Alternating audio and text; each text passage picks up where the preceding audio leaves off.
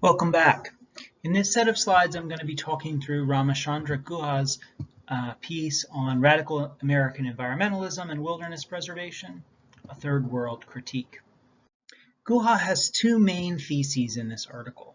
One is that deep ecology is a fundamentally American movement, and the other is that applying deep ecology to the rest of the world would have catastrophic consequences, so we should not do that.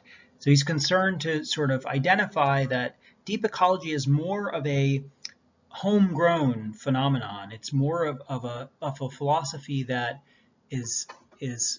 embodies kind of particular American values rather than something that really matches or makes sense or fits the spirit of environmental movements worldwide, or environmental sentiments, or environmental conscience worldwide.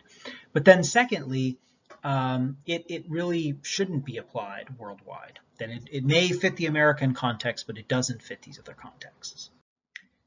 So Guha's article is basically organized as a statement, a brief description as well, of what he calls 4 tenets of deep ecology. These are features that characterize deep ecology by the description of its own advocates. And then the second part of his paper is basically to show problems with each of these. So the paper as a whole identifies 4 main features of deep ecology and then criticizes each of these features. In the rest of these videos, I'm going to focus on Guha's critique of each of these, but I want to just briefly summarize the tenets themselves. They should be fairly familiar to you from what you've read in deep ecology already.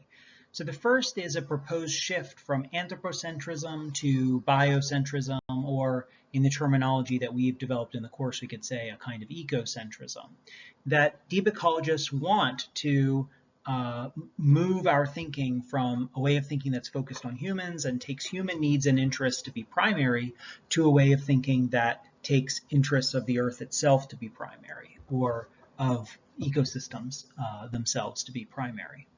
The second main tenet is a focus on wilderness preservation. So it seems like the deep ecologists think the best possible environmental result, at least in many cases, if not most cases, is to have there be a preservation of wilderness, that is, some part of nature completely unaffected by human activity and by human intervention.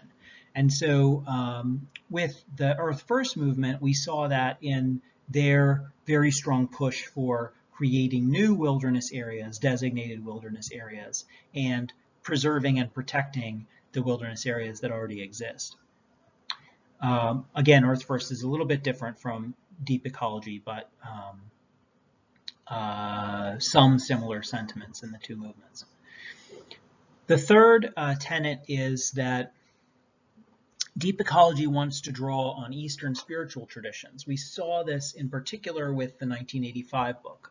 There were many, many appeals to Buddhism, Taoism, and other Eastern spiritual traditions as a kind of vindication or kind of precursor or kind of, some kind of guide to how to be a more deep ecologist rather than merely shallow one. And then there's a commitment to the view, or there is a kind of view that they themselves, the deep ecologists, are the leading edge of environmentalism, that they are the deepest, they're the most radical of all of the environmental movements. And so they're the ones that are on the leading edge. They're the ones that when other environmentalists eventually become as progressive as they are and catch up with them, then they're going to be deep ecologists, and they're going to have the same kinds of commitments that deep ecologists do. Okay, so these are the 4 tenets of deep ecology according to Guha, and now he's going to critique each of them.